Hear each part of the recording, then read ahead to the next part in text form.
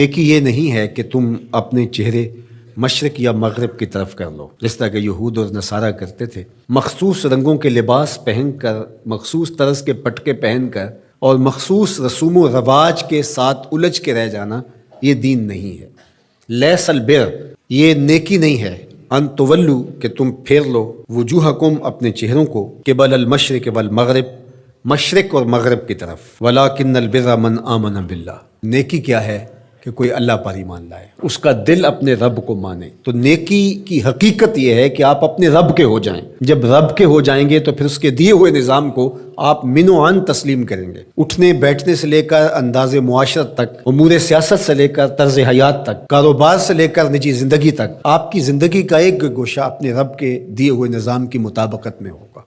تو نیکی تو یہ ہے، نہ یہ ہے کہ تم مخصوص ایک طرز اختیار کر لو، مخصوص طرز کے رنگ پہن لو اور اس کو تم دین قرار دے دو۔ ظاہریت کا نام دین نہیں ہے، بلکہ تمہاری روحوں میں دین کی وہ قدریں اس طرح اتر گئی ہوں کہ تم سے جدا نہ ہونے پائیں۔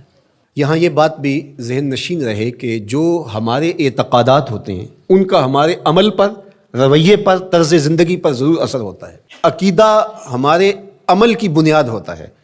تو اگر میرا یہ عقیدہ ہے کہ میں اللہ وحدہ لا شریک کو مانتا ہوں تو پھر اس کا لازمی نتیجہ یہ ہے کہ غیر کا خوف میرے سینے سے نکل جائے گا۔ اسی طرح جب آخرت کا یقین میری روح کے اندر راسخ ہو جائے گا تو میری زندگی خود بخود مرتب ہو جائے گی، منظم ہو جائے گی، کیونکہ آخرت کا تصور کیا ہے کہ میں اللہ کے حضور جواب دہ ہوں اور ایک ایک عمل اس کے حضور پیش ہونا ہے اور وہاں اعمال کی جواب دہی ہے۔ ثم لتسألن یومئذ عن النعیم۔ تو پھر کس طرح میں بند کمرے کے اندر بھی جرم کر سکتا ہوں جب یہ عقیدہ میرے ساتھ جڑ گیا ہے؟ جب ہم اپنے عمل میں کمزور ہوتے ہیں تو ہمارے عقیدے کے اندر کچھ جھول ہوتی ہے، کمزوری ہوتی ہے، اس کمزوری کی وجہ سے عمل کمزور ہوتا ہے۔ تو عمل کی پختگی اور رسوخ عقیدے کی پختگی کا نتیجہ ہوتا ہے۔ تو اس لیے سب سے پہلے جو چیزیں بیان فرمائی ان کا تعلق جڑا تھا عقائد سے۔ اب دوسری بات جو بر کی تشریح کرتے ہوئے ارشاد فرمایا، وَآتَ الْمَالَ عَلَىٰ حُبِّهِ ذوی القربى والیتامى والمساکین وابن السبیل والسائلین وفی الرقاب، اور مال کو خرچ کرنا علی حبہ، اس کی محبت کے باوصف۔ مال کی اگر محبت یا ضرورت نہیں ہے تو پھر اس کو خرچ کر دینا، صرف کر دینا، یہ کمال نہیں ہوتا۔ کمال اس وقت ہے جب اس کی شدید احتیاج آپ کو بھی موجود ہو۔ اس لیے صحت مند آدمی جو جوان بھی ہو اور اس کو ضرورت بھی ہو، اس کا صدقہ کرنا اس کے صدقے کرنے سے بہتر ہے جو مخمسے کے عالم کے اندر جب موت و حیات کی کشمکش ہو تو وہ صدقہ کر دے، اپنا مال خیرات کر دے۔ عمومی طور پہ ایک مخفی دولت کی محبت جو ہمارے سینوں میں ایک حد تک موجود ہوتی ہے، وہ یہ ہے کہ جب اللہ ہمیں مال دیتا ہے تو بعض اوقات کچھ لوگ کہتے ہیں کہ ابھی میں اس مال کو بڑھاتا چلا جاؤں گا اور اپنی ساری ضروریات بھی پورا کرتا چلا جاؤں گا اور بہت حجم ہو جائے گا تو پھر اس سے کوئی بڑا کام کروں گا۔ وہ ایک ہدف لیتا ہے بڑے کام کا اور مال کو ضرورت کے باوجود خرچ نہیں کرتا۔ تو یہ ایک مخفی محبت ہے مال کی جو سینوں کے اندر چھپی ہوئی ہے۔ تو ہمارے دین نے ہمیں جو ترغیب دی ہے کہ جوں ضرورت پیش آئے تو جہاں جہاں ضرورت پیش آئے تمہیں اپنے مال سے خرچ کرنا ہوگا۔ حضور نبی رحمت صلی اللہ علیہ وآلہ وسلم نے ارشاد فرمایا کہ جو زکوٰۃ ہے، جو صدقہ واجبہ کے طور پہ ہم ادا کرتے ہیں، اس کے علاوہ بھی تمہارے اوپر مال خرچ کرنا ضروری اور لازم ہے، اور اس کے مصارف یہاں بیان فرما دیے۔ اور وہ مصارف کیا ہے آپ ذرا غور کیجئے۔ فرمایا ذوی القربہ، سب سے پہلا جو رکھا وہ ذوی القربہ، رشتہ دار رکھے۔ باقی لوگوں پر خرچ کرنے سے پورا ثواب ملتا ہے اور رشتہ داروں پر خرچ کرنے سے دوہرا ثواب ملتا ہے۔ والیتامى، اور یتیموں کو، والمساکین، اور مسکین۔ مسکین اس کو کہتے ہیں جس کے پاس 2 وقت کا کھانا موجود نہ ہو، وابن السبیل، اور جو مسافر ہے، والسائلین، اور جو مانگنے والے ہیں۔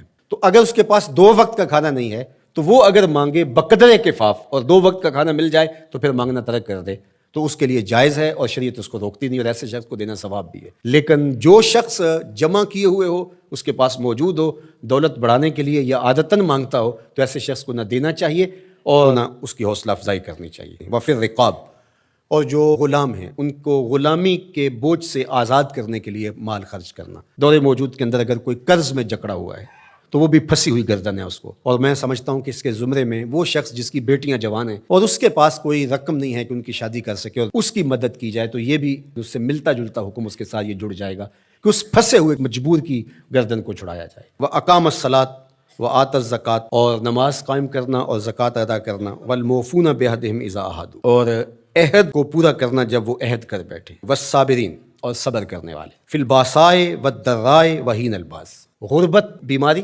حالت جنگ میں استقامت اور ثبات کے ساتھ کھڑا رہے۔ اب یہ بیان کرنے کے بعد فرمایا اولئک الذین صدقوا، یہ وہ لوگ ہیں جو سچے اور پکے مومن ہیں، جو ان خوبیوں کے حامل ہیں، جو عبادات کے اندر، اعتقادات کے اندر، رویوں کے اندر، طرز زندگی کے اندر، انداز معاشرت کے اندر، سب میں کمال مرتبے پہ فائز المرام ہیں، یہ سچے لوگ ہیں۔ اور فرمایا وَأُولَٰئِکَ هُمُ الْمُتَّقُونَ، اور تقوی کے نور سے مالا مال بھی یہی لوگ ہیں جن کے اعتقادات بھی خوبصورت،